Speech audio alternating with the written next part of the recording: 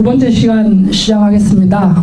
쭉 와가지고 아까 도식화를 못 해드렸는데 설명을 드리고 막바지에 화이트보드에 제가 추가해서 정리를 해드리도록 하겠습니다.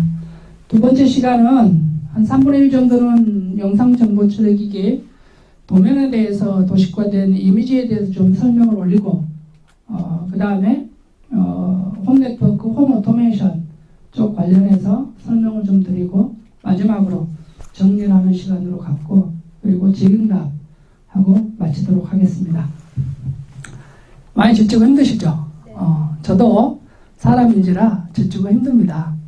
그런데 제가 이렇게 힘을 내서 말씀드리는 것들은 한 분 한 분에게 조금이라도 도움이 돼서 그게 아파트에 도움이 되고 또 소장님들이 직무를 하시면서 선의의 피해를 입지 않으셨으면 하는 게 제 바람이기 때문에 하는 거예요. 그렇죠? 소장님들이 한번 저는 수많은 사례들 공식 비공식적으로 접하거든요. 소장님들 집이 가압류되는 것도 막 보고 이런 분쟁에 한번 휘말리면 짧으면 2년 길게는 5년 6년도 갑니다. 왜냐? 그건 악의적인 게 그 아파트에서는 소송이 한 수십 건이 물려가지고 한 6년 갔죠. 6년 정도. 네, 그런 일들이 생기면 안 되잖아요.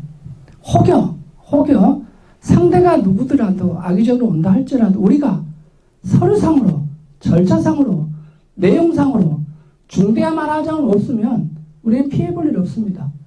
그러니까 법원에서 분쟁에 대해서 판결할 때 공동주택에서 판사님들이 대한민국의 판사님들이 대다수의 판사님들이 판결하는 가장 큰 기준은 절차와 내용에 중대한 하자가 있느냐 없느냐 또 있으면 누구에게 있느냐 이렇게 판단합니다. 판결문에 보면 제가 수없이 많은 판결문을 이렇게 보면 절차와 내용에 중대한 하자 그리고 우리 맨날 그 관리계약에도 나와 있잖아요. 선관주의 의무 고의나 과실로 손해를 끼쳤을 때 입주민 등에게 손해배상을 해야 된다. 정말 폭넓은 내용이잖아요. 폭넓은 내용. 그렇죠? 그런 일이 안 생겼으면 한다는 뜻이고요. 이제부터는 네트워크 방식에 대해서 주로 설명을 드려요. 신축 아파트는 상당히 많이 이렇게 구성이 되어 있습니다. 그리고 4층 세대, 5층 세대라 할지라도 20명 내외의 경비원들로 다 관리를 하고 있죠. 이게 뭐냐면 이게 간선망이죠. 빨간색으로 되어 있는 게 이게 광 케이블. 여기가 이제 스위처 네트워크 장비고 통상 이게 뭘까요? 24포트짜리를 많이 씁니다. 그러면 24개 최대. 보통 우리가 예비 포트 빼놓고 한 20개 정도 카메라가 연결되어 있어요. 이런 식으로 계속 이게 간선망을 타고 와서 저장 장치에 저장이 되고 디스플레이도 되고 뭐 이렇게 영상도 표출시키고 그 다음에 여기서 다시 가장 가까운 경비실로 연결이 돼서 모니터링도 되고 유연하게 다 확장이 가능하죠. 통상적인 이게 바로 네트워크 카메라 시스템을 그림 이렇게 그려놓은 거예요. 그러나 이것은 여기는 뭐 90도로 다 이렇게 돼 있지만 아파트 현실은 그렇지 않죠.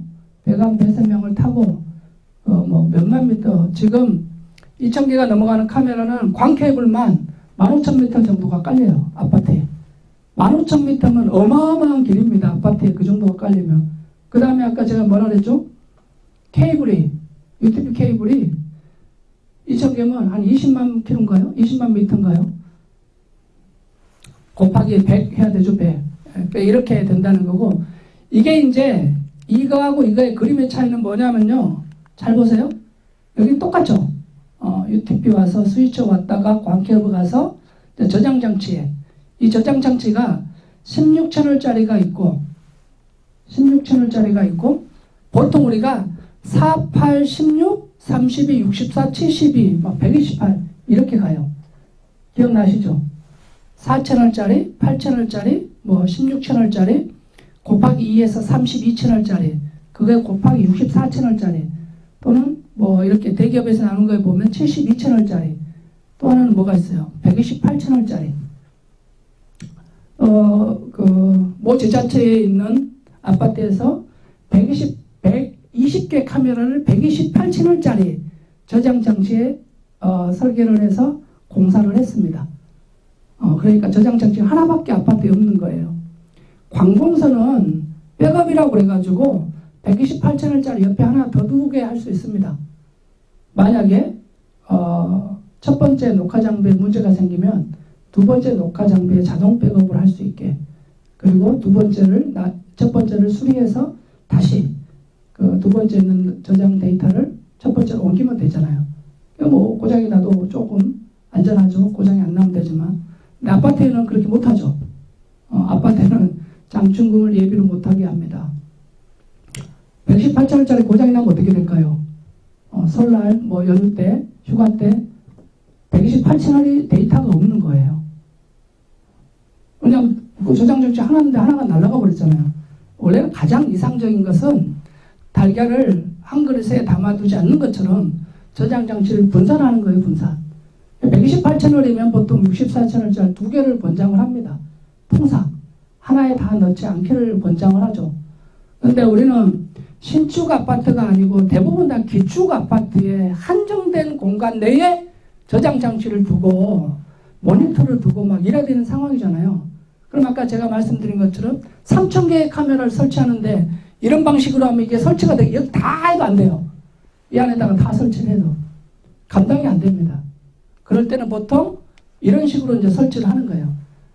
아까 말씀드린 128채널짜리 서버, 500채널짜리, 뭐 1000채널짜리 이런 정말 대용량 솔루션들이 있어요. 그런 장비들을 쓰는 건데 제가 왜 이 그림을 설명드리냐면 아까 제가 이게 카메라 단위라고 그랬죠. 그렇죠? 그리고 이쪽이 저장 관련, 저장 장치 단, 이쪽이 모니터, 이쪽이 경비실, 모니터, 그 다음에 이게 다 국내 통신 선로망이라고 했잖아요. 이 부분에 대해서 설계 능력, 시공 능력이 어마어마하게 중요하다는 거예요. 그래서 많은 그 소장님들이 실수하시는 것 중에 하나가 뭐냐면, 저는 수도권을 뭐 편애하고 지역을 뭐 이렇게 차별하고 그런 생각은 추호도 없습니다. 소장님들이 공사의 범위와 내용, 난이도에 따라서 사업자 선정의 제한을 잡으셔야 돼요. 그런데 이게 지금 그 가장 큰, 제가 볼 때 저는 제주도까지 가잖아요. 이슈가 뭐냐면 수도권에서는 자본금이 높아요. 자본금이 일반 중소기업도 10억짜리 회사들이 기본적으로 한 20, 30군데 됩니다. 지역은 2억, 3억, 4억, 5억이 대다수더라고요. 이게. 그러니까 만약에 5억짜리로 자본금을 한도를 딱 잡아버리면 수도권에서는 그것도 굉장히 낮은 거예요. 잡아버리면 지역에서 한두 군데도 못 들어와요. 그 다음에 사업 실적을 세게 잡으면 또 못 들어오고, 기술자 능력을 뭐 고급 기술자 3, 4, 5로 가버리면 또 못 들어와요. 그러면 지역회사들이 기술력을 키우고 엔지니어를 영입해가지고 기술력의 난이도를 극복을 해야 되는데 이게 안 되잖아요. 현실적으로. 시간이 필요하잖아요. 당연히 서울, 경기, 인천에 아파트가 많습니다. 아시죠? 서울에만 해도 한 2,200개, 경기도만 해도 한 제가 알기로는 4,800개, 인천만 해도 900 몇 개잖아요. 어마어마하잖아요, 숫자가. 당연히 공사의 규모가 크고 또 뭐가 있을까요? 횟수가 많겠죠. 사업자가 많아도. 그러다 보니까 이런 부분에 대해서 설계와 시공에 대해서 아직까지 못 쫓아와요. 이게 문제예요, 이게 현실적으로. 그러다 보니까 뭐 저 위에 중부권에도 한 10개 단지가 2년, 3년째 분쟁에 휩싸여 있고 막 그래요. 이게 지역업체들 간에 이런 부분들의 기술력은 서로 같이 공부하고 논의하고 검토하고 해서 하여간 올려야 될 그런 문제에 직면돼 있어요. 이런 부분도 간과할 수는 없습니다. 그래서 소장님들의 제가 보니까 소장님들의 딜레마예요. 저희가 여러 군데 해보잖아요. 그래서 여기까지가 이제 CCTV 영상 정보 처리기기 네트워크 카메라에 대해서 설명을 올린 것이고, 이 부분들에 대해서 이제 추가적으로 궁금한 게 있으면 나중에 제 명함도 있고 하니까 메일이나 전화로 다 주십시오. 좀 도움이 되셨어요? 네. 자, 그러면 홈 네트워크, 홈 오토메이션, 인터폰 다 구별하시죠? 홈 네트워크는 지금까지 우리가 말씀드린 게 네트워크 방식이에요. 네트워크가 붙으면 다 어떻게 된다고요? 정보통신 설비에 IP 어드레스가 있는 거예요. 근데 요건 가야 될 것 같아요. 여기 부분은 좀 따분해도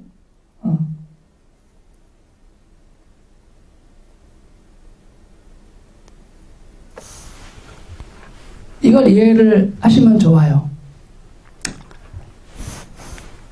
이게 공사는 제가 말씀드렸죠. 공사업자라고. 용역은 말 그대로 설계 감리를 하는 업자를 흔히 용역업자라고 그래요. 청소, 경비, 소독만 용역업자가 아닙니다. 정보통신공사법에서 시공을 하는 자는 공사업자, 설계와 감리를 하는 자는 용역업자. 설계 감리는 공사업자가 해서 된다 안 된다? 안 된다. 설계회사가 공사를 할 수 있으나 설계 감리를 동시에 하면서 공사를 할 수 없다. 공사업자가 감리를 셀프로 해서는 안 된다. 이런 규정들이 다 있어요. 정보통신공사법에. 그리고 설계를 해야 될 의무적인 항목의 범위가 있고 감리를 해야 될 의무적인 항목의 범위가 있어요. 이것들을 지키시라는 거예요. 그러면 그 용역업자에게는 설계와 감리에 책임을 물을 수 있고 시공업자에게는 시공의 책임을 물을 수 있습니다. 공사법에 보시면 소장님들하고 대표해서 미스하고 잘못 이해하고 계신 분 중에 하나가 뭐냐면 하자 생기면 시공업체에 책임을 물으면 되지. 그렇게 많이 대표님들이 말씀을 하시잖아요. 소장님 걱정하지 마세요. 그런데 우리 입찰 나갈 때 99.99% 현장 설명회 하시죠. 현장 설명회 할 때 뭘 줍니까? 공사의 범위를 주시든 약식 시방서를 주든 주죠. 그 시방서의 표지에 뭐라고 되어 있습니까? 뭐뭐 아파트 입주자 대표 회의로 해서 줍니다. 우리가. 그래서 소장님이 짜집기 하셨던 옆에서 지원을 받으셨던 뭐 어떻게 됐건 표지는 입주자 대표 회의 명의로 나갑니다. 그렇죠? 시공은 말 그대로 설계 도서에 따라서 우리가 말하는 설계 도서는 시방서, 내력서, 설치 도면 이걸 통칭해서 설계 도서라고 그래요. 설계 도서에 따라서 공사를 하는 자가 시공업자고 공사예요. 공사. 그런데 아무리 공사를 잘하고 싶어도 그 설계 도서가 잘못됐으면 공사가 잘 될까요? 품질이 나오지 않습니다. 절대로. 디지털은 거짓말을 하지 않는다라는 제가 표현을 자주 쓰는데 그러면 설계 도서가 잘못돼서 시공사가 막 공사를 했는데 품질이 안 나와요. 그럼 기본적으로 대표회의 소장님은 이게 왜 성능이 이래요? 우리 이건 인정 못해요. 그럼 거기서는 반대급부로 뭐라고 합니까? 이 시방서로 공사하면 이렇게밖에 안 나옵니다. 우리가 원하는 건 이퀄리티인데 이거 이퀄리티로 올려주세요. 그럼 저희는 공사비가 얼마 더 나옵니다. 우리는 공사비 그만큼 못 줘요. 우리는 그래놓고 이제 이 면에서는 당신이 이 시방서를 줬지 않냐. 이 시방서는 이 예산이고 품질이 이렇게밖에 안 되는 거예요. 이렇게 이제 옥신각신하기 시작하죠. 그럴 거 아니에요. 그런데 공사법에 뭐라고 되어 있을까요? 시방서 자체에 하자가 있으면 시공사는 마지막에 면책돼요. 면책. 시공사는 면책됩니다. 기본적으로. 공사법 그게 면책 조항이 있어요. 공사법은 기본적으로 누구의 관점입니까? 그렇죠. 정보통신공사법은 정보통신공사업자의 관점이 많이 반영돼 있어요. 그럴 거 아니에요? 법 취지가 아파트를 위한 게 아닙니다. 그래서 마지막 책임이 누구한테 옵니까? 회장님하고 소장님한테 옵니다. 다시. 그러나 경비, 청소, 소독 이런 용역은 진행을 하시다가 도저히 그 용역업자하고 안 맞으면 어떻게 하면 돼요? 해지하고 다시 선정하면 됩니다. 물론 그 짧은 기간에 분쟁은 있을 수 있고 이견이 있을 수 있거나 엄청난 아파트에 데미지가 오진 않죠. 해지의 결격 사유가 명확하면 계약 해지를 통보할 수 있습니다. 물론 그 전에 계약을 이행하기 위한 여러 가지 절차를 밟으시겠죠. 통신공사는 어떻게 됩니까? 그게 굉장히 어려운 일이에요. 굉장히. 그래서 중도의 계약을 해지시킨다 이건 엄청난 분쟁을 또는 손해배상을 귀책 사유에 대한 책임에 대한 이런 그 의무화 이런 걸 다 떠안고 하는 거예요.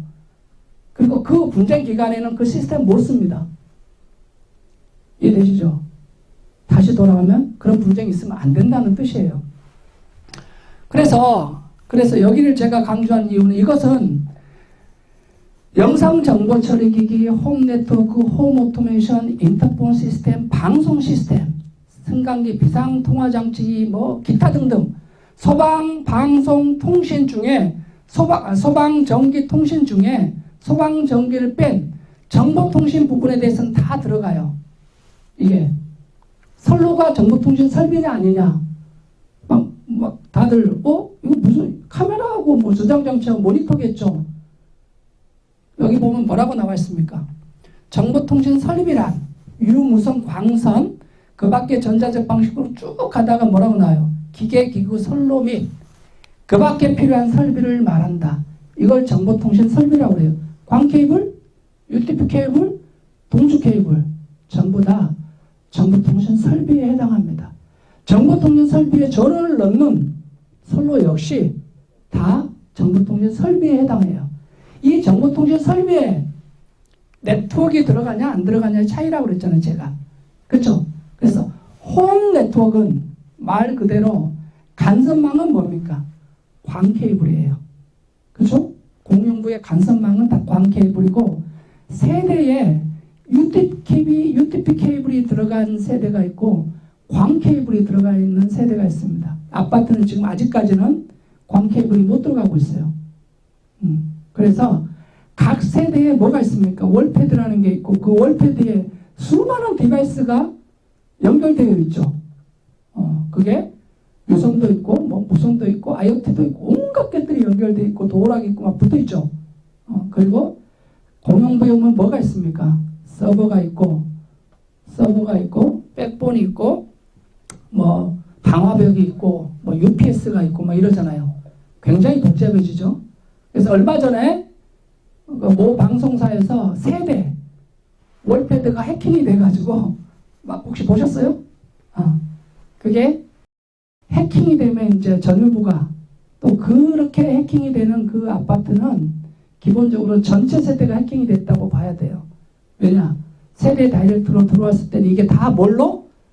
광 케이블과 UTP로 다 연결되어 있다고 했잖아요. 자, 여기에서 포인트. 소장님들이 부임에서 근무하고 있는 단지에 제일 먼저 가시면 먼저 읽어보세요. 홈 네트워크인지 홈 오토메이션인지 그리고 방제실을 한번 인수인계할 때 가서 보세요. CCTV실하고 방제실에 가서 보시면 방제실 가서 그냥 여기가 방제실이에요? 이렇게 하지 마시고 방제실에 가시면 막 이렇게 렉이 있잖아요. 렉이. 그 안에 막 뭐 희한한 장비들이 막 설치되어 있잖아요. 뒤도 한번 보시면 먼지가 칵한 단지가 있고 깨끗한 단지가 있고 그래요. 케이블이 막 엄청나게 막 날아다니는 단지가 있고 깔끔하게 케이블 타이로 마감이 된 단지가 있고 그리고 항상 모든 전자적 디바이스에는 대부분이 다 LED 인디케이터라는 게 있어요. 보통 우리가 빨간색이 뭡니까? 얘가 아프다. 에? 보통 연두색이나 초록색은 정상으로 동작하고 있다. 둘 다 안 들어온다. 이건 블랙아웃이야. 아웃. 완전히 고장 나가지고 전원이 안 들어오는 거예요. 거기에서 뭐가 나올까요? 아까 말씀드린 서버, 백본, 방화벽, UPS. 이게 다 설치되어 있는데 그 중에 하나나 두 개가 죽어있는 현장들도 있습니다. 그걸 어떻게 해야 될까요? 대표에 보고를 합니다. 이러이런 사유로 이건 수리를 하거나 교체를 해야 된다. 대표의 소장님 우리가 3년 동안 검토를 했는데 예산이 뭐 몇천만 원이 나와서 뭐 해서 이건 안 하기로 했습니다. 오케이. 관계법령에 근거해서 두 번째 회의 때도 이렇게 얘기합니다. 소장님 계속 올립니다. 왜? 근거를 남겨야 되잖아요. 근거를. 그렇죠? 관리 주체의 장으로서 위탁에서의 대행 대리권자로서 보고를 계속 해야 돼요. 네? 그렇게 하지 않으면 무슨 문제가 생기냐면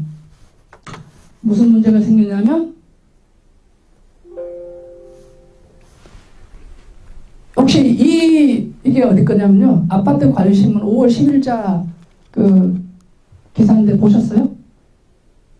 이 기사의 핵심은 엄청 장황하잖아요. 장황한데 제가 그랬죠. 공공주택은 설계 기준이 있고 대한민국 홈네트워크는 설치 기준이라는 게 있어요. 어딜까요? 과기정통부가 주관 부처죠. 주무 부처입니다. 그래서 설치 기준이 있는데 모 시행사에서 공사비를 절감하려고 했겠죠. 그래서 월패드에 들어가는 예비 전원 장치라는 걸 빼고 설계를 했어요. 그래서 시공사는 시공대로 설계도로 시공을 합니다. 그렇죠? 이게 하자 분쟁이 붙었어요. 최종적으로 하자 분쟁위원회에서까지 하자라고 했는데 소송에 넘어갔어요. 소송에 가서 소송에서 결론이 어떻게 판결이 났느냐? 이건 하자다. 왜 하자냐? 설치 기준이 분명하게 월패드에 예비 전원 장치를 설치하라고 되어 있는데 설계를 임의적으로 누락을 했고 시공사는 그대로 했기 때문에 이건 하자다 이렇게 나와요.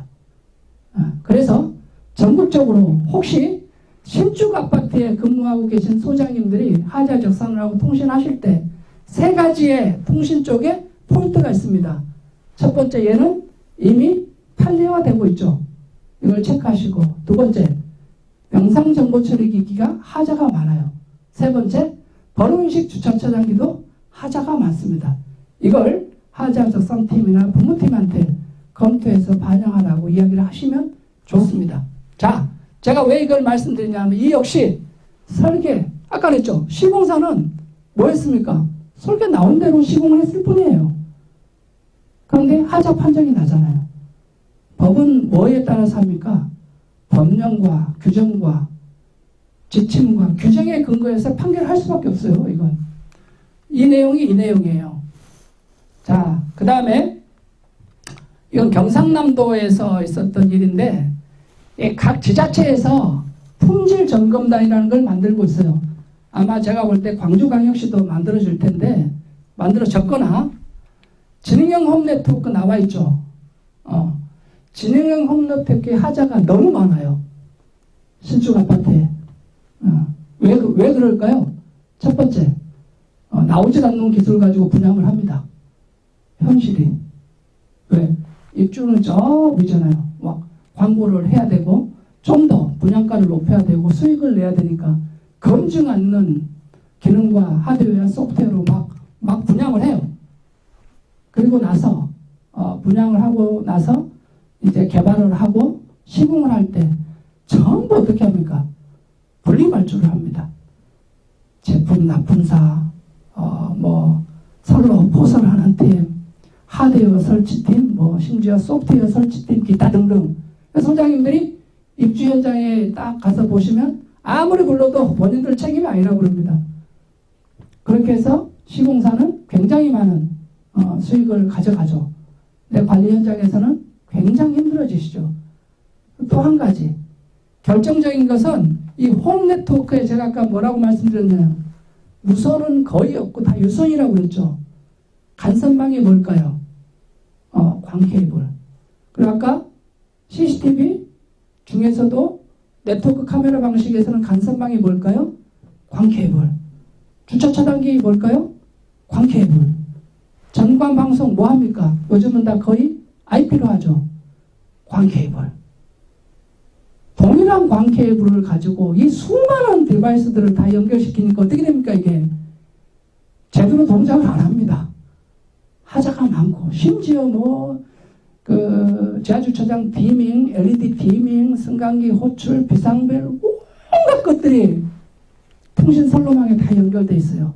제가 건설사는 말씀드릴 수는 없으나 모 건설사는 한 600-700세대 아파트에 유지보수비로 한 800만 원을 매달 가져가는, 저희가 봤을 때는 200도 안 되는데, 그래서 이걸 망을 분리하는데 엄청나게 고생했던 현장도 있었어요. 실제로. 그러면 그걸 역산을 해보면 거꾸로 해석을 해보세요. 제가 아까 지나치게 너무 많이 거기다 접속을 하면 여러 가지 통신이라든지 이런 트래픽이라든지 문제가 발생할 수 있다고 했죠. 그래서 아파트에서는 홈 오토메이션이나 홈넷 등 동일망으로 하고 하나의 망으로 하고 영상 정보 처리 기기와 번호식 차단기를 또 하나의 망으로 분리하는 게 제일 좋습니다. 왜 그럴까요?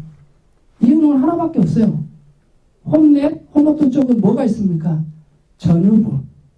세대부하고 연결되잖아요. 세대부하고. 그죠? 영상정보처리기기와 주차차단기는 공용부에 연결돼 있잖아요. 그러면 일단 소장님들이 개인정보 이슈에서 조금 자유로워요. 첫 번째. 두 번째, 비용적인 측면에서 유지보수 측면에서 좀 유리합니다. 그리고 안정적이고 보안과 방범 홈네트워크는 첫 번째 검증되고 신뢰성이 있어야 된다는 거예요. 그렇게 하시는 게 제일 좋다는 거고, 자 여기 보세요. 성남시에서 날짜가 언제? 4월 달에 신축, 이건 기축이 아니고 신축이에요. 신축 아파트 이렇게 공문을 보냅니다. 진행형 홈네트워크 설비 설치 관련 시공관리 철저 요청이라고. 밑에 보시면 예비전원장치 미설치, 제가 아까 말씀드렸죠. 미설치, 해킹 방지를 위한 장비, 이게 뭡니까? 방화벽이죠. 이런 부분들에 대해서 누락되지 않게 간단하게 공사의 관리 감독을 잘해라. 이렇게 돼 있어요. 이건 지금 신축입니다. 그러면 감리가 뭘까요? 감리. 뭐 도색도 감리 두시고, 승강기 교체 공사할 때 감리 두시고, 통신공사도 감리 두고 하시죠. 감리는 말 그대로 설계도서, 시공사가 설계도서, 시방서, 내력서, 도면, 이 설계도서대로 공사를 잘하고 있는지에 대해서 관리 감독하는 거예요. 대표적으로 공정관리, 품질관리, 안전관리, 비용관리. 뭐에 따라서? 관계 규정에 따라서, 또 발주처의 요구 조건에 맞춰서. 그게 감리의 역할입니다. 그런데 아직도 많은 정보통신공사에서 전국적으로 시공사의 들러리 감리가 굉장히 많아요. 현실적으로. 시공사의 들러리 감리가 많고, 시공사의 들러리 설계가 많고, 그러다 보니까 아파트와 주민을 위한 설계나 감리가 아니고 시공사를 위한, 제조사를 위한 이런 형태의 설계 감리가 많이 일어나니까 나중엔 어떻게 됩니까? 이제 다시 그 책임이 소장님하고 회장님한테 옵니다. 왜 이런 회사를 선정했느냐, 이렇게. 그래서 항상 설계와 감리는 아파트를 위해서 설계하고 감리할 수 있는 회사를 선정하는 게 굉장히 좋습니다. 이해되시죠? 그래서 요게 이제 이 공동주택 네트워크 보안 강화를 위한 이 개정이 필요하다는 내용들을 정리한 거예요. 제가 이걸 우리 교육위원장님이 건네드리겠다는 취지는 다른 건 안 보셔도 돼요. 이런 걸 보셔서 거꾸로 역해석을 해보시면 소장님들 계시는 현장에 적용이 됩니다. 자, 여기까지 설명을 드리고 다시 도면으로 갈게요. 조금만 힘내세요. 홈 네트워크는 아까 말씀드린 대로 공용부 간선망이 광 케이블이고 전유부가 UTP, 각 세대별로 연결되어 있잖아요. UTP나 광 케이블로 이렇게 연결되어 있는 방식인데, 홈 오토메이션은 말 그대로 홈 네트워크하고는 달라요. 로비폰이 보이기에는 비슷하게 보이지만 이렇게 로비폰이 다 설치되어 있잖아요. 이 로비폰에서 각 세대랑 다이렉트로 가는 게 아니에요. 세대에서 세대로 연결되거나 또는 스타 방식으로 연결되어 있지만, 이 로비폰 하나하나의 모든 디바이스가 IP 어드레스가 있는 건 아닙니다. 대부분이 다. 그래서 홈 네트워크는 한 단계 낮은 버전이에요. 그리고 이제 가끔 삼성 SDS가 이제 직방위로 넘어간다고 지금 그러잖아요. 직방 아시죠? 직방. 삼성 SDS의 삼성 로비폰 홈 오토메이션 시스템 사업부가 직방으로 매각이 될 것 같아요.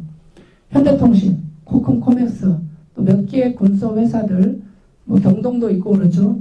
이런 회사들의 모든 시스템들을 각 아파트마다 여건들이 있잖아요. 유지보수가 잘 되는데 잘 안 되는데, 심지어 제가 얼마 전에 광주에 지원해줬던 현장도 굉장히 어려움에 처해져서 현장들이 있었어요. 그런 현장들이 있을 때 포인트만 알면 쉽게 접근을 합니다. 포인트만.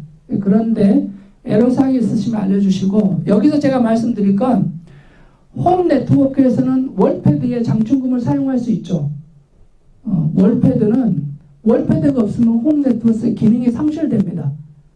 당연히 그러겠죠. 그 월패드를 통해서 해당 전유부 세대의 모든 디바이스가 연결됐는데 핵심 중에 핵심 월패드가 사라지면 홈 네트워크 그 집은 의미가 없잖아요. 그래서 홈 네트워크 교체 공사는 예산이 막대하게 들어갑니다. 수십억 들어가요. 수십억. 그래서 공영부와 전유부 전체 월패드 교체 공사까지 들어가기 때문에 굉장히 비용이 커지고요. 홈 오토메이션에서는 영상폰을 장충문을 가지고 공사할 수 없습니다. 왜? 필수 요소가 아니잖아요. 음성이 있어도 로비폰과 통화를 하고 문을 개폐할 수 있고 경비실 통화 가능하고 세대 통화가 가능합니다. 그리고 영상 역시 다양한 15만원짜리부터 7, 80만원짜리 있기 때문에 그 영상은 그 세대에서 개별 부담을 하라는 거예요. 그래서 많이 실수하는 부분들이 소장님들이 홈 네트워크, 홈 오토메이션을 착각해가지고 또 시공사나 제품 브랜드 제조사들이 영업력에 휘말려가지고 홈 오토메이션 공사를 하시면서 수십만원짜리 영상폰을 장충금으로 써가지고 문제가 돼요. 그 배임 문제에 휘말립니다. 장기성 충당금, 장기성 계획이라는 장기성 충당금 사용에 요건에 위반되기 때문에 그건 쓰시면 안 돼요. 항상 음성폰을 기본으로 하시고 영상폰은 옵션으로 하십시오. 또 한 가지, 각 세대에 반강제적으로 도락을 넣어주시면 안 돼요. 설사 예산이 아무리 많이 쓰셔도 다 그건 세대의 옵션 부담이에요. 그게 굉장히 중요한 요소고, 보통 다 강화도어로 되어 있죠. 강화도어. 이렇게 수동문. 이걸 뜯어내고 자동문을 설치하고 싶어 하시잖아요. 그리고 자동문을 설치하시면 공동연관 출입통제 시스템에 로비폰 이 장비를 다 설치를 합니다. 이렇게. 그쵸? 로비폰 설치를 하고, 요즘은 이 로비폰 밑에 뭘 답니까? 스마트폰으로 연동해가지고 우리가 뭐 원패스라고도 하고 블루투스 하이패스라고도 하고 하죠. 이게 혹시 우리 그 대한주택관리사업회 본회 게시판에 보셨어요? 이 블루투스 원패스의 법적 그걸 제가 8개월 동안 본회에 이야기를 해가지고 법률팀인가? 거기에서 법률 자문을 거쳐서 만들어 놨는데 아직도 98%, 2% 정도는 조금 부족합니다. 하지만 굉장히 중요한 포인트들을 다 나열을 해 두셨어요. 좀 이따 설명을 드릴게요. 그래서 이 공사를 하실 때 주의사항은 바로 각 지자체마다 해석이 틀려요. 이걸 행위허가로 판단하는 지자체가 있고 그냥 강화도를 자동도로 업그레이드 한다는 개념이니까 넘어가는 데가 있고, 이것을 전화로 확인하시면 안 됩니다. 반드시 서면으로 질의하시고 서면으로 받아두셔야 됩니다. 왜? 보통 3년 단위로 바뀌시잖아요. 3년 단위로 바뀌시기 때문에 지자체에서 향후에 무슨 감사가 나와도 서면 답변과 이 구두상의 답변은 하늘과 땅의 차이입니다.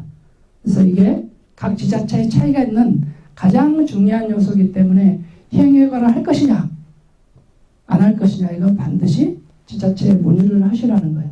굉장히 중요한 부분입니다. 이건. 그 다음에 출입통제 시스템에서 이러이러한 기능이 있다는 거 알고 계시는데 대부분이 다 여기에 요즘 가장 핫한 이슈가 이거죠. KT부터 시작해서 뭐 여러 회사들이, 심지어 경비 회사들이 서비스를 막 해주겠다고 합니다. 이거 뭐 무료로 하면 스마트폰으로 자동 출입이 됩니다. 아파트에 비용 안 내도 됩니다. 많이 그러죠? 영업 안 오던가요? 많이 다 하셨을 것 같은데. 이 속에, 공짜 속에 뭐가 있습니까? 항상 가시가 있습니다. 가시. 네? 세상에 공짜는 없습니다. 사업하는 분들이 공짜로 하드웨어와 소프트웨어를 깔아주고 어떻게 영리를 취할 수 있을까요? 역시 그 함정의 이면을 찾아봐야 되겠죠. 첫 번째, 이건 정보통신 설비입니까? 아닙니까? 정보통신 설비죠. 왜냐? 전원을 여기서 가져오잖아요. 아까 제가 유선, 무선, 광선이라고 그랬잖아요. 스마트폰 블루투스 통해서 이 등록 인증을 받은 입주민이나 또는 관리사무소의 소장님이나 뭐 경비나 기타 등 이런 분들은 통과할 수 있잖아요. 그러니까 이건 정보통신 설비입니다. 정보통신 설비. 정보통신 설비고 홈 오토메이션이나 홈 네트워크의 익스터널 디바이스죠. 외부 장비잖아요. 그럼 뭘 취급을 받아요? 장기성 계획에 반영이 돼야 될까요? 되지 않아야 될까요? 당연히 장기성 계획에 반영이 되고, 장기성 계획에 반영이 돼서 하는 공사는 소유자들의 자본적 지출이기 때문에 소유권이 어디로 와야 됩니까? 아파트로 와야 되죠. 3년간 무상 보증을 하고 유지 보수를 하면 비용을 세대에서 내야 될까요? 안 내야 될까요? 내지 않아도 됩니다. 그런데 많이 와서 뭐합니까? 무료로 설치를 해드릴게요. 각 세대에서 사용하는 세대만 1,000원이든 800원이든 2,000원이든 월정료로 내면 됩니다. 보통 그러죠. 그렇게 하면 첫 번째 장기성 계획 위반. 그렇죠? 주민들이 돈을 안 내도 되는데 형사상 배임. 당연히 나오죠. 그렇죠? 세 번째는 뭐가 이슈가 됩니까? 유지보수에 대한 문제. 네 번째는 뭐가 또 문제가 되죠? 개인정보 보호에 대한 문제. 그렇죠? 네. 이런 문제들이 막 이제 불거지고, 아직까지 대한민국 공동주택에서는 집단소송이라는 게 없었어요. 이런 문제 가지고 집단소송이 있었다는 이야기 들어보셨어요?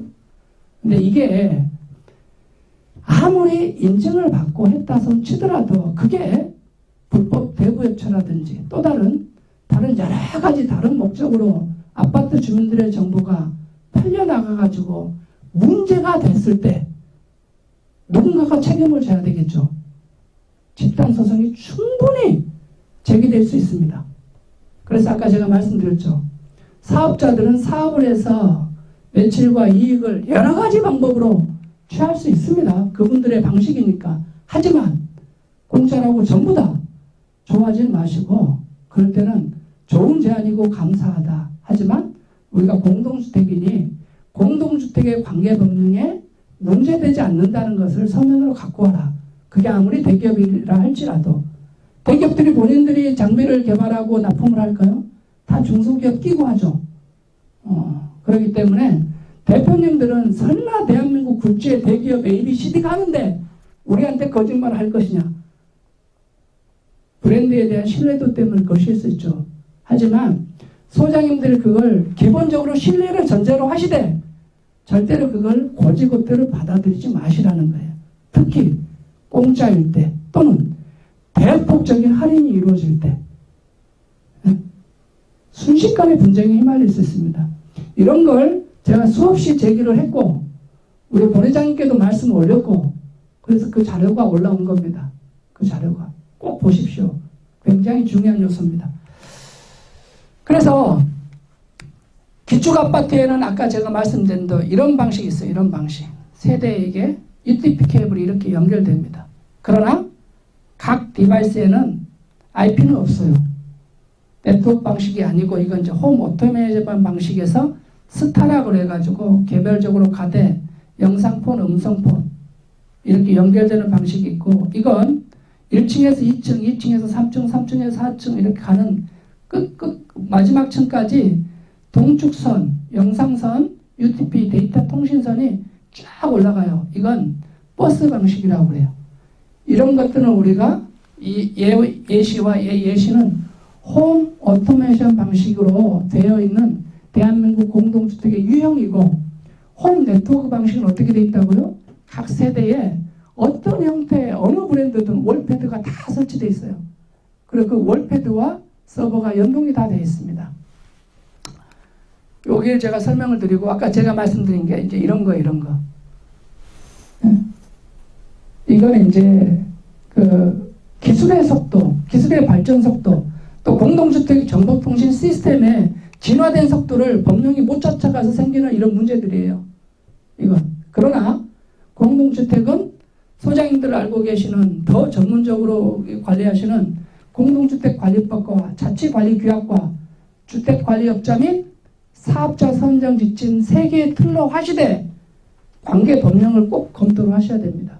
소장님들 스마트폰에 국가법령센터 예비 얼마나 설치해 놓으시는지 모르겠는데 그걸 보세요. 보시면서 사업자한테 질문을 던지세요.